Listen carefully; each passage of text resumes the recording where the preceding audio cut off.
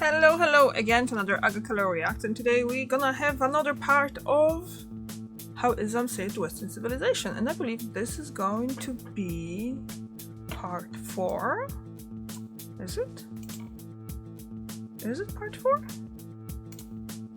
Part 5! Whoa! It's a very long video. It's how Islam saved Western civilization, and it's a talk by Dr. Roy Casagranda from the Austin School. It was published last year on September 30th, and you will find all the information in the description box below, obviously. So far I'm really enjoying it. I'm really thankful to the person who recommended it, because it was very good. It is very good.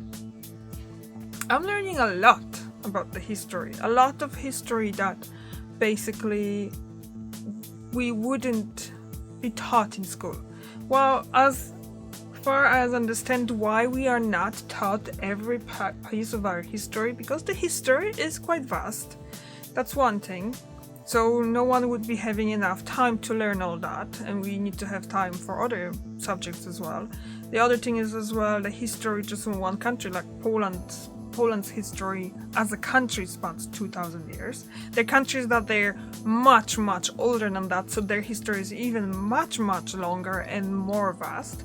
So I kind of understand why aren't we taught all of the minute details of the history, but if you're interested in stuff like that, then you can find this information now. Although it's kind of sometimes it's hard to kind of go through all of the tiny little details and stuff. So I'm not going to be procrastinating with starting here now. We are at the mark of 121, and I checked the last video and we finished on 122, so we're gonna just get a little introduction to where we finished. So let's just go. And they go, yeah, not Right, for and I'll us set the only, timer we want for asylum 25 for minutes our as well. books. And the Persians go, your books? They go, yeah, we're bringing everything we have left that hasn't been burnt by Christian mobs. And the Persians go, oh, come with us. And they take them to Gondi Shapur, and they take all those books and they merge them in. And we have that in exactly the same spot. That is just strange now, because honestly, like, that's weird, because I did kind of forward it to that part in the thing. I checked where we finished in the 2 weeks ago, and I forwarded to it, and this is going to be a long video, a long ad as well, and there's a first one. Okay, so basically what I'm going to do here now, because it's just the beginning, and I had a bit of a trouble with the starting recording today, so I'm very late with my start. So what I'm going to do is I'm just gonna watch this, but I'm not going to talk much because I just was talking in the beginning, and then we turned and we had 30 seconds of video, and that was all. So I don't have much to input. So I'm just gonna cut, and I'm gonna be back. So see you soon. Okay, so I'm back, and let's just go quickly back to Emperor Khusro is the guy who does this.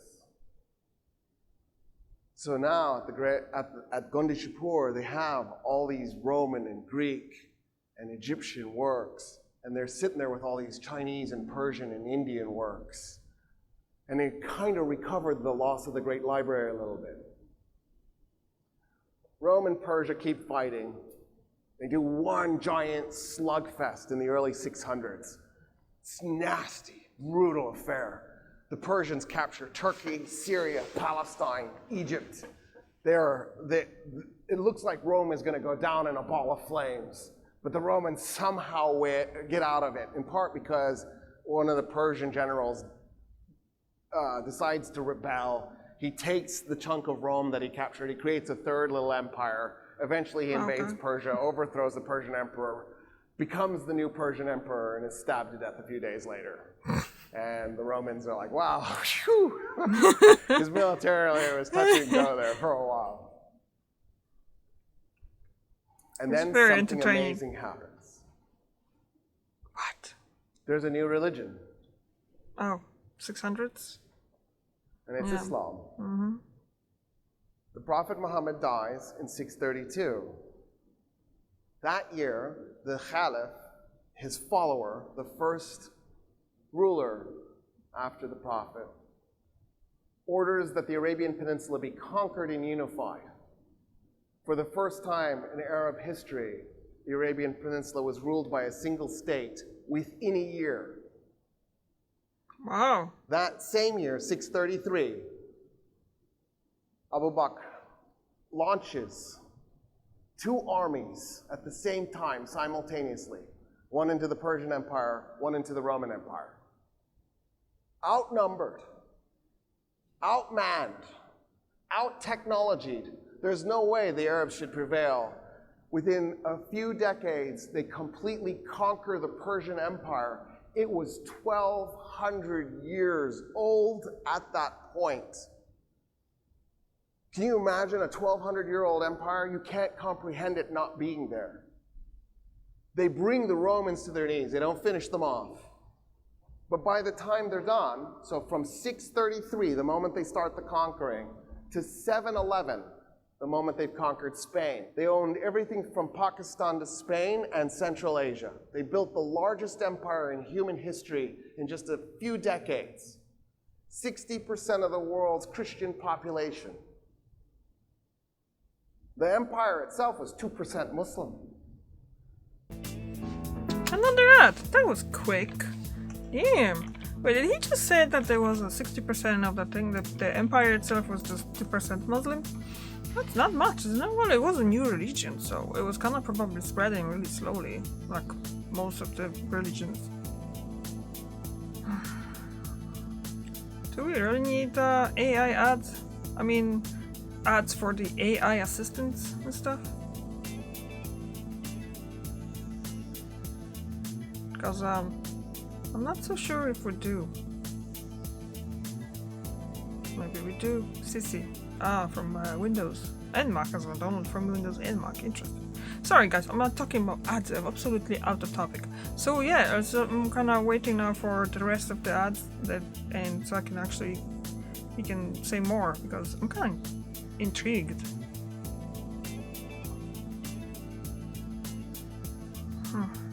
It's kind of annoying because now there is no actual timer unless you're gonna look on the thing. Gonna move and they have the whole play line to see how long is the ad.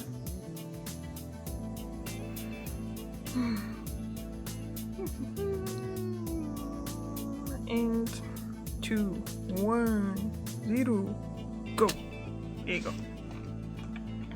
Okay, and back to the screen, and there you go. But it owns 60% of the world's Christians. It was an empire of Buddhists and Hindus. There were even some pagans hanging around. And Zoroastrians. The Arabs were a strange conqueror population because they weren't forcibly converting people by the sword. They weren't mass genociding whole populations. They weren't enslaving 1/3 of Gaul. They did fight in France, just for the record. 725? That's the year stuck in my head. It's probably wrong. The Battle of Tours, also known as the Battle of Poitiers, against Charles Martel, and the French win, just for the record. But the Arabs, as they were retreating, carved off Narbonne and continued to rule a piece of France for a few centuries. These Arabs were actually were humble. So when they conquered Persia, they went to the Persians and they went, dude, we don't know how to run an empire. This is way over our pay grade. We just started ruling ourselves. We don't know what we're doing here. You guys are amazing at this. What we need you to do is keep running the empire. We don't even know how to mint coins. The first Arab coins show 3 men standing next to each other. They're holding a cross in one hand and a globe with a cross sticking out of it. So they got a cross in both hands. Because they took the Roman mint and they just began counterfeiting Roman coins.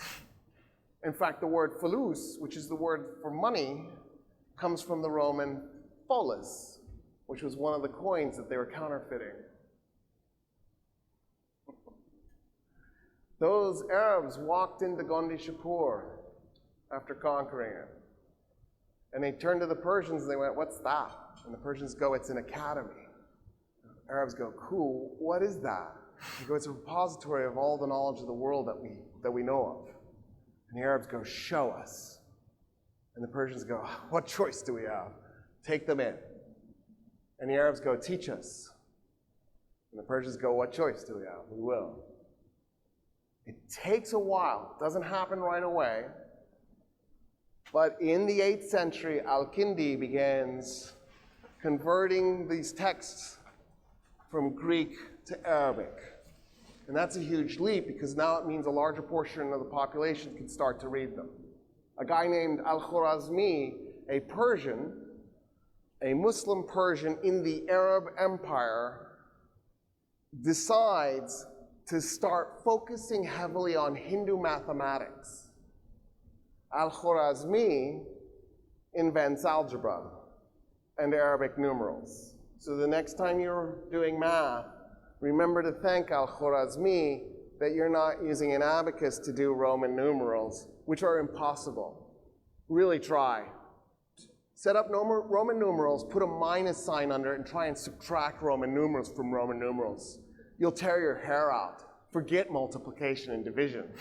Al-Khwarizmi creates a math system that you can work on. He's so advanced, he invents algorithms 1,200 years ago. In fact, algorithm was the Roman attempt to say his name. Al-Khwarizmi, algorithm. So every time you say algorithm, you're actually saying this Persian philosopher's name. Then, in the 10th century, there's a guy named Farabi. The Romans call him Farabius, or Al-Farabius, because the Arabs called him Al-Farabi. Farabi realized that he had a problem. He wanted to talk about everything and anything under the sun. He wanted no limits. He was a polymath. He wanted to talk about psychology and politics. He wanted to do astronomy. He wanted to do religion. He knew he was eventually going to step on somebody's toes, and he was going to get it. So what he did was he wrote all the books he wanted to, and then he put it in his will that when he died, they would get published. And so as a result, we don't really know as much about him because during his lifetime, he spent it as like a gardener. And what he would do is he would garden at the palace, and he would listen to all the political conversations inside, pretending that he's tending to the roses or something. But in reality, he was writing it all down. He's going to ask really strange questions, questions that maybe not many folks had asked before. So when the Persians made their empire, they did something completely unexpected, completely bizarre. When you would get conquered by Kurosh the Great or subsequent Persians.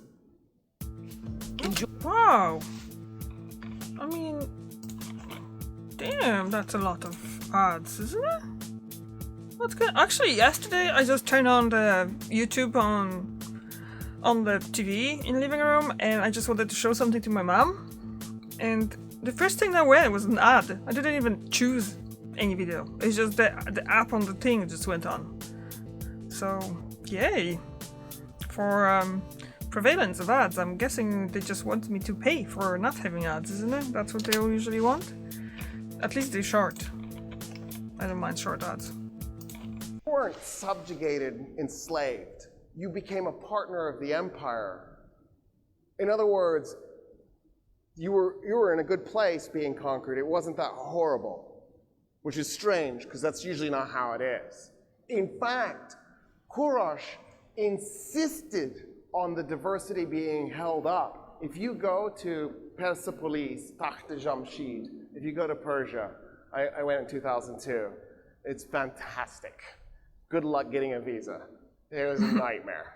I'll never try again. It's not gonna happen. I give up. But if I could go again, I would definitely do it.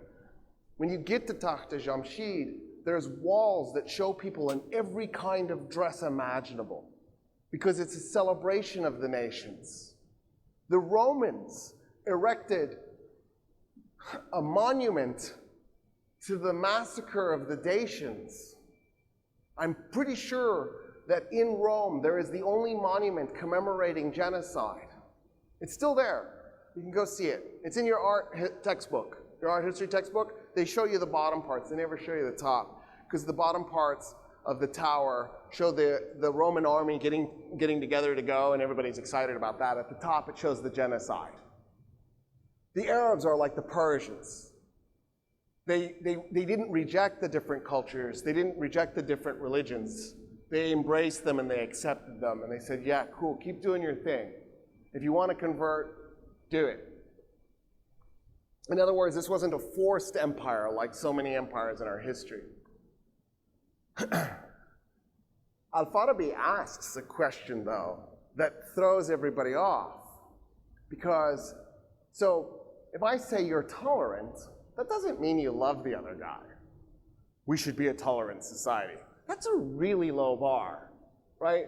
Tolerant is, yeah, okay. Yeah, the world would be better if you weren't here, but I guess I'll tolerate. That's not especially amazing when a person says, good way of thinking about it, yeah. What I think would be really amazing is if you said, I really love others. That's a different level. And Al-Farabi asks that question, and he does it in a way that makes everybody uncomfortable. So the first two names of God, God has 99 names, Rahman Rahim, the beneficent and the merciful. And it's pure mercy, it's not human mercy, right? Where you surrender to me and I'm like, I could kill you, but I guess I won't. Not that, it's pure mercy. The 50th name is Al-Haq, which means the truth. Al-Farabi asks the most annoying question ever.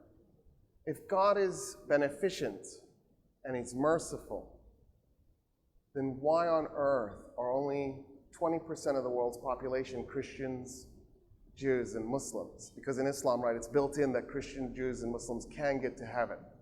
In fact, they expanded it to include Zoroastrians. What about the other 80%? Did God set them up to fail? It's not their fault that they don't know about the three Abrahamic religions. So is God condemning them to all eternity in hell? This is why he couldn't publish while he was alive. Makes sense, yeah. And then he goes, smart man, I guess. have no choice but to believe that God gave Hindus Hinduism. I guess even people asking questions like that, like seriously asking questions like that, are kind of so seen as weirdos, isn't it now? And God gave Zoroastrianism, and God gave Buddhism. But if God is Al-Haq, if he's the truth, he can't possibly have lied to them. Therefore, every religion must have access to heaven. Therefore, every religion should get equal respect. In fact, he went one step further and said, when you think about it then, the only way to truly know God would be to know every religion. He starts a whole movement, the Sufis. The Sufis go, oh wow, that's amazing. No bounds on what we can study. We can go learn yoga from India and bring it back. Al-Farabi wasn't just a polymath, he was a genius. And the way I can be certain in that statement was because of the following. So there's another Persian, his name is Ibn Sina. Ibn Sina says to us that I read Aristotle 40 times. Now, he didn't read Aristotle 40 times. We actually don't know how many times he read him. I read Aristotle 40 times was an idiom. It meant I memorized Aristotle word for word. When he said I read Aristotle 40 times, what he meant was, you can tell me the politics, page 5, 3rd chapter, and he could tell it to you word for word. He had the text. Another one, look at this guy. Oh wow. Oh, is it just the time goes so fast? Because, where are we at the timer? Well, we have 6 minutes left, so I guess that should be enough. We're gonna have maybe 2 more parts after this then? if it's so many ads and stuff, I don't want to skip them because honestly, the Austin school deserves the money. So I'm not sure. I really have to watch how the ads working on YouTube because I don't really know. Like, so. Oh. Christmas ad from Lidl. Oh, with the old lady. Sorry, I got seriously distracted with the Christmas ad. I haven't seen a lot of Christmas. I seen the Coca-Cola Christmas track ad yet. That was actually yesterday that went on. Got really surprised with that. But yeah, that's what happens. Memorized in his head. He said, after saying this, I don't know what it says. I'm sure there's some incredible genius here. I can't tap into it. The words don't make sense. The reason the words didn't make sense was they were idiomatic. That is to say, Aristotle taught in idioms. Well, he taught in idioms that by the 1st century AD were now 1,000 years old. And even the Greeks didn't know those idioms. So it wasn't like the Arabs could go to the Greeks and go, dude, what does this idiom mean? Because the language had evolved and those idioms were forgotten. So whether you read it in the original Greek or you read it in Al-Kindi's translation, either way you still didn't know what the idioms meant. Nobody did. Even the Greeks couldn't read Aristotle. And so they're stumped. They don't know what to do. And Ibn Sina goes, I know there's a genius in here. I got to tap into it. How do I tap into it? One day he's in the book section of the bazaar and he passes by a book. And it says, it's written by Farabi. It says, Al-Farabi's idiomatic translation of Aristotle. Al-Farabi would read an idiom, try to guess what it meant. He'd plug it in, see if it worked. If it didn't work, he'd come back, try a different one. And he kept doing this until he decoded the idioms. And he realized what each idiom meant. And now you could know Aristotle and what he was saying. Ibn Sina reads this, figures out what the idioms are. He already has the text memorized. Ibn Sina suddenly, instantly knows Aristotle. And he goes nuts. What he realizes is that Aristotle is on to something about the nature of the universe. So, Aristotle says, so I guess I have to tell you what Plato says. Plato says that there's 3 realities.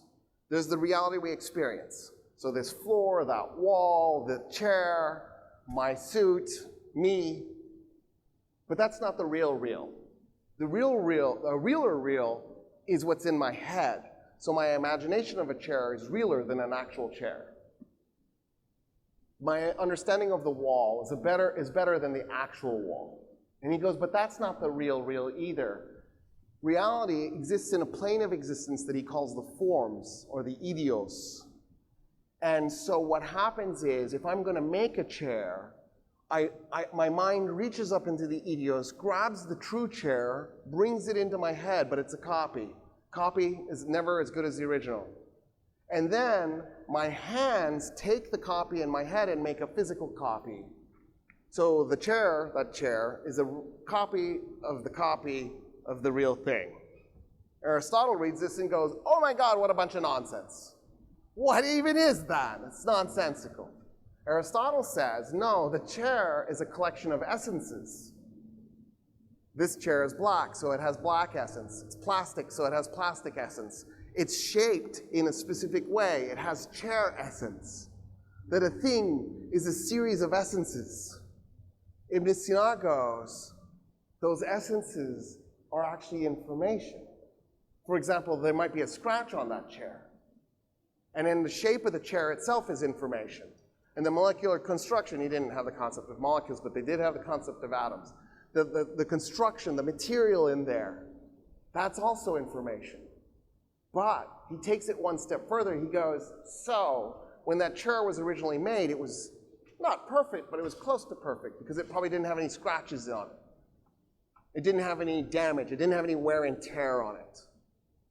But then, as time goes by, more information is added to the chair because it gets bumped and it gets scratched. In other words, there's a relationship between information and time. Take me, for example. When I was born, I was a lot easier to describe, in part because I was a lot smaller. But also I had fewer scars, and there was a lot less information in my head. So the description of me was really easy.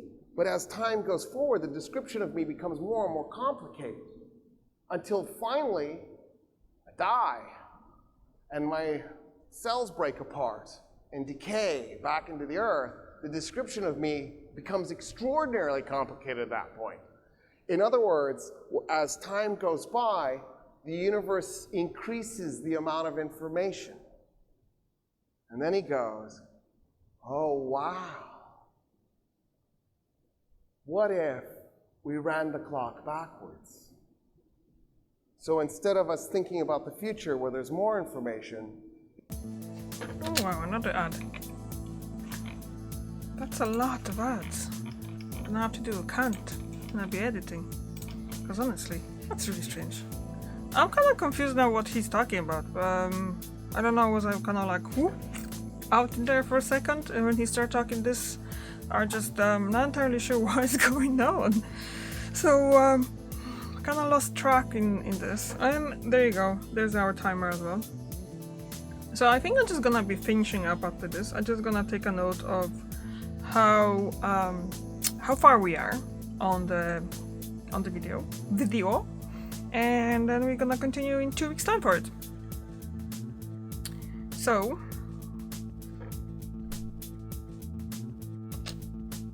oh, another ad. Okay, so no worries, just 15 seconds. So far, really good about all that thing, like the span of time between the Aristotle and the fact that the Greeks couldn't read Aristotle as it was.